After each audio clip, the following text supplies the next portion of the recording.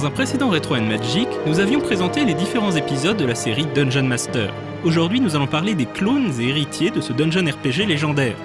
A noter que le plus célèbre de ces clones, la série des Eye of the Beholder, a déjà été traité dans le Retro & Magic consacré aux jeux adaptés de Donjons et Dragons. Rendez-vous donc sur No Life Online si vous souhaitez en savoir plus sur cette trilogie en particulier.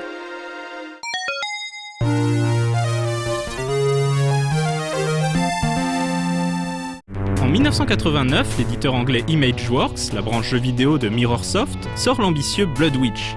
Le principal argument du jeu était la possibilité de jouer à deux. À une époque où le jeu online tel qu'on le connaît aujourd'hui n'existait pas vraiment, l'idée d'explorer un donjon en coopération avec un ami était terriblement séduisante. Le problème, c'est que l'écran splitté réduisait d'autant la taille de la fenêtre de jeu et rendait la progression assez confuse, même en mode un joueur. Le jeu restait malgré tout plutôt divertissant avec des donjons vastes et des combats assez nerveux.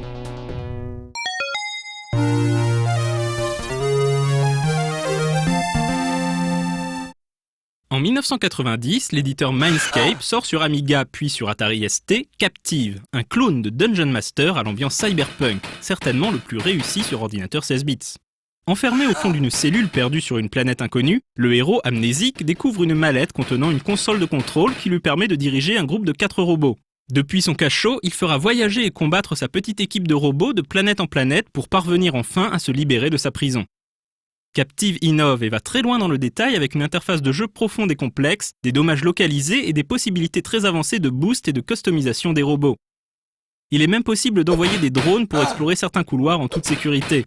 Le jeu pousse aussi très loin le réalisme. Par exemple, les robots ne seront pas à 100% opérationnels tant que le joueur ne leur aura pas implanté une puce dans le cerveau. Il y a aussi ces prises de courant qui rechargent les batteries des robots, mais qui font griller n'importe quelle autre pièce. Un réalisme poussé presque un peu trop loin parfois.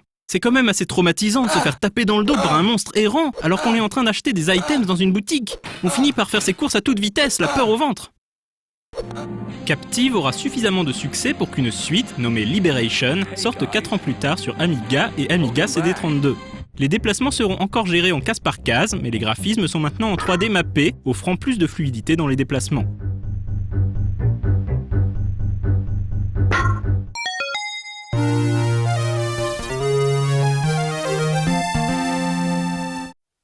Premier jeu développé par Raven Software, qui deviendront des spécialistes du FPS par la suite, Black Crypt est souvent considéré comme l'un des clones les plus efficaces de Dungeon Master, à défaut d'être l'un des plus originaux. En effet, le jeu innove très peu par rapport à la formule initiée par FTL Games. On notera juste que la progression des classes de personnages est figée, contrairement à Dungeon Master qui autorisait davantage de liberté dans le choix des compétences de chacun. Dans Black Crypt, un guerrier ne pourra jamais apprendre à lancer des sorts par exemple. Autre innovation discrète, les personnages ne perdent pas de points de vie si le joueur essaie d'avancer dans un mur. Le jeu a surtout séduit les joueurs pour sa construction très bien pensée, avec des challenges à la difficulté croissante et des quêtes qui s'enchaînent de manière naturelle. Le but ultime du joueur est de détruire le prêtre démoniaque Estoroth Paingiver, jadis scellé dans la crypte par 4 valeureux héros. 20 ans plus tard, Estoroth recommence à s'agiter et un nouveau groupe de héros descend dans le labyrinthe pour lui faire sa fête une bonne fois pour toutes. Black Crypt a également tiré son épingle du jeu par ses graphismes flamboyants et colorés, exploitant le mode Half Bright de l'Amiga permettant d'afficher 64 couleurs à l'écran. Une version PC fut un temps en développement mais ne dépassa pas le stade de la démo.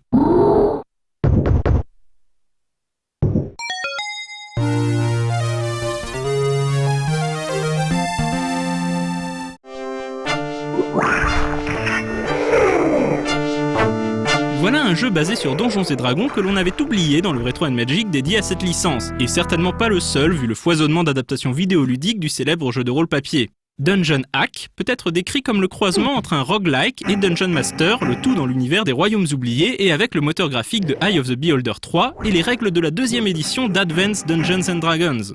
Contrairement à Dungeon Master, Eye of the Beholder ou Black Crypt, le joueur n'incarne cette fois-ci qu'un seul personnage. Le jeu ne propose pas vraiment de scénario. Tout au plus, sait-on que le personnage a été envoyé dans un sinistre donjon récupérer une quelconque orbe de pouvoir pour le compte d'une magicienne. En revanche, ce qui est audacieux dans Dungeon Hack, c'est que chaque niveau du donjon est généré aléatoirement à chaque nouvelle partie. Pour les amateurs de Dungeon Crawl, le jeu est donc une source inépuisable de nouveaux dédales à explorer en affrontant tout le bestiaire habituel de D&D. Mais pour le commun des mortels, Dungeon Hack manque cruellement d'intérêt.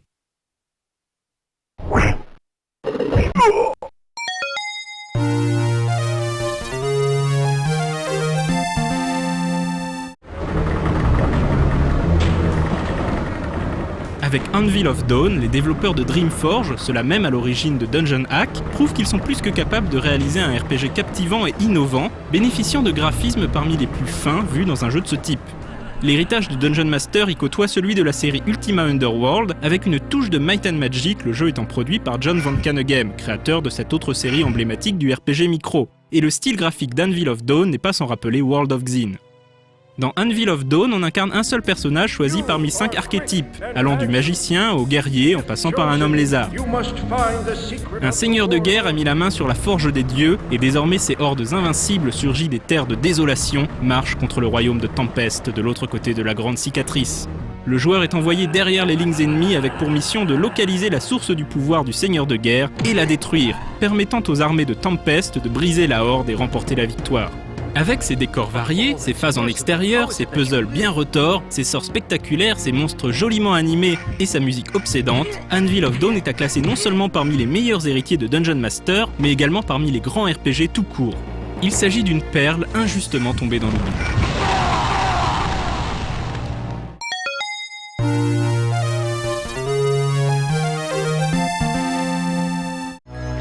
L'un des derniers jeux dans la lignée de Dungeon Master produit en Occident, Stone Keep a commencé son développement dès 1990, avec pour ambition d'être un jeu peu cher et rapide à produire, avec un temps de développement estimé à 9 mois.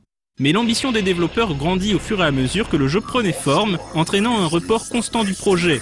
Les graphismes du jeu furent entièrement revus pour être en 3D précalculés, les PNJ furent joués par des acteurs filmés sur fond vert. Finalement, Stone Keep mit 5 ans à sortir, et lorsqu'enfin il déboula en magasin, il avait coûté 5 millions de dollars et le genre Dungeon Crawler était en train de passer de mode.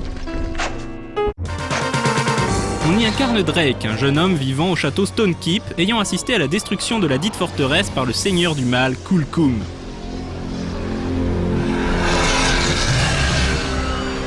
10 ans plus tard, Drake revient dans les ruines de Stone Keep pour les libérer de l'emprise de Kulkum et rencontre la déesse Terra. Celle-ci a tout juste le temps de mettre l'âme de Drake à l'abri afin de le protéger des sombres pouvoirs de Kulkum. Désormais sans âme et sans reproche, Drake descend dans les sinistres donjons de Stone Keep pour accomplir sa mission, libérer les 12 dieux dont Kulkum a volé les pouvoirs. Si on incarne tout d'abord qu'un seul héros, on gagne rapidement des compagnons portant le nombre d'aventuriers à 4, comme dans Dungeon Master. Stone Keep est un jeu sympathique, quoique assez ardu, qui possède un charme suranné typique des productions PC des années 90. Dommage que sa pléthore de bugs vienne quelque peu gâcher le plaisir. Une suite à Stone Keep fut un temps en développement chez Black Isle Studios, mais fut abandonnée en 2001. Plus récemment, Interplay a annoncé sa volonté de ressortir le jeu sur WiiWare. Cette nouvelle version, annoncée pour le 3e trimestre 2011, semble avoir disparu dans les limbes.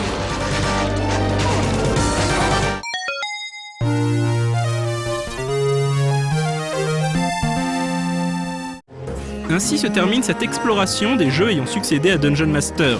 Le genre est désormais tombé en désuétude et supplanté par des RPG toujours plus cinématographiques.